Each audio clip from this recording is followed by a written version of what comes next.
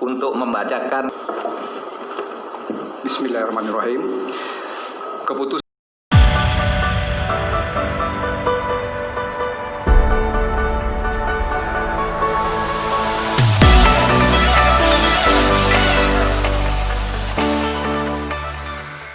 Assalamualaikum warahmatullahi wabarakatuh.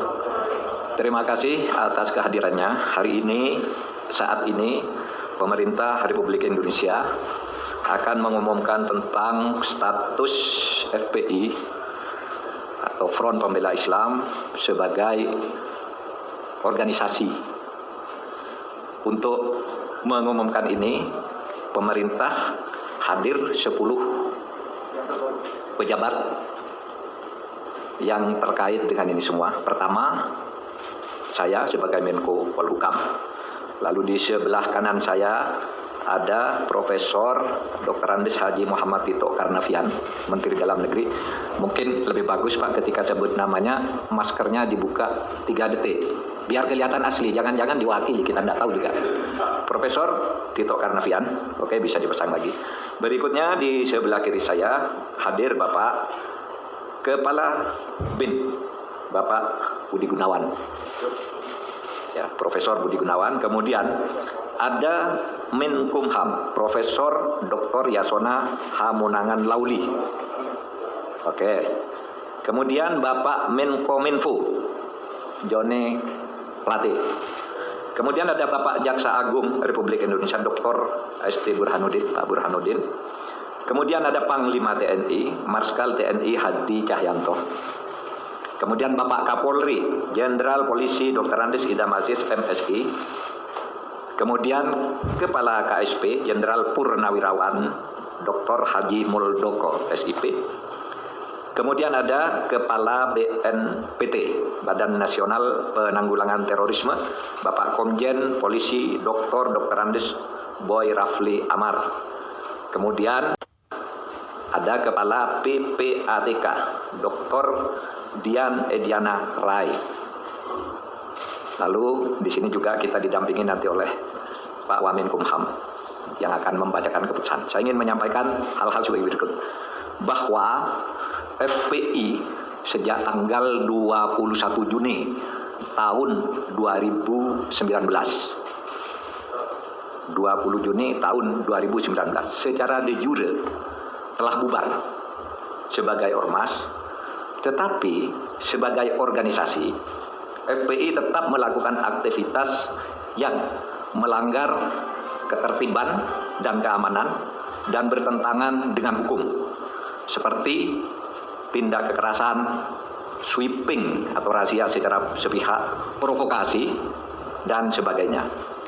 Berdasar peraturan perundang-undangan dan sesuai dengan putusan MK nomor 82 PUU 11/2013 tertanggal 23 Desember tahun 2014, pemerintah melarang aktivitas FPI dan akan menghentikan setiap kegiatan yang dilakukan FPI karena FPI tidak lagi mempunyai legal standing, baik sebagai ormas maupun sebagai organisasi biasa.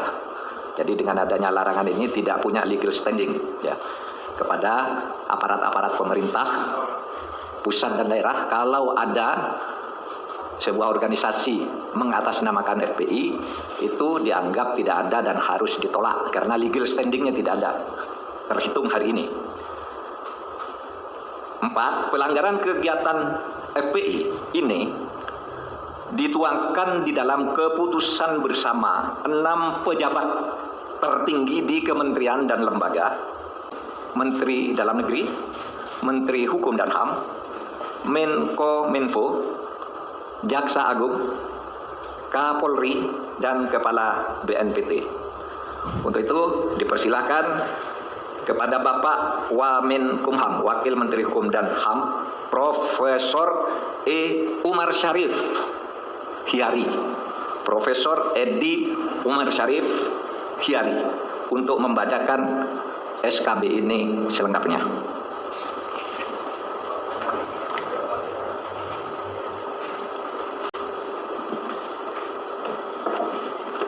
Bismillahirrahmanirrahim. Keputusan bersama Menteri Dalam Negeri Republik Indonesia, Menteri Hukum dan Asasi Manusia Republik Indonesia, Menteri Komunikasi dan Informatika Republik Indonesia, Jaksa Agung Republik Indonesia, Kepala Kepolisian Negara Republik Indonesia, Kepala Badan Nasional Penanggulangan Terorisme, nomor 220/4780 tahun 2020, nomor M.HH/14.HH05.05 tahun 2020, nomor 690 tahun 2020, nomor 264 tahun 2020, nomor KB-3-12 angka Romawi 2020, nomor 320 tahun 2020 tentang larangan kegiatan, penggunaan simbol dan atribut serta penghentian kegiatan Front Pembela Islam. Menteri Dalam Negeri Republik Indonesia, Menteri Hukum dan Asasi Manusia Republik Indonesia, Menteri Komunikasi dan Informatika Republik Indonesia, Jaksa Agung Republik Indonesia, Kepala Kepolisian Negara Republik Indonesia, Kepala Badan Nasional Penanggulangan Terorisme menimbang A.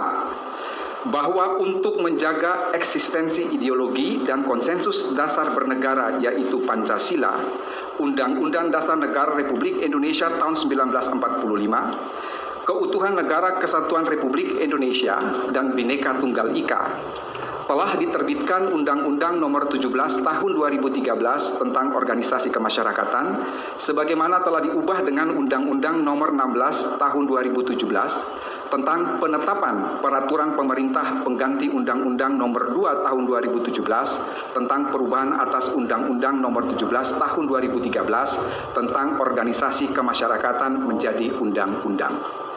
B.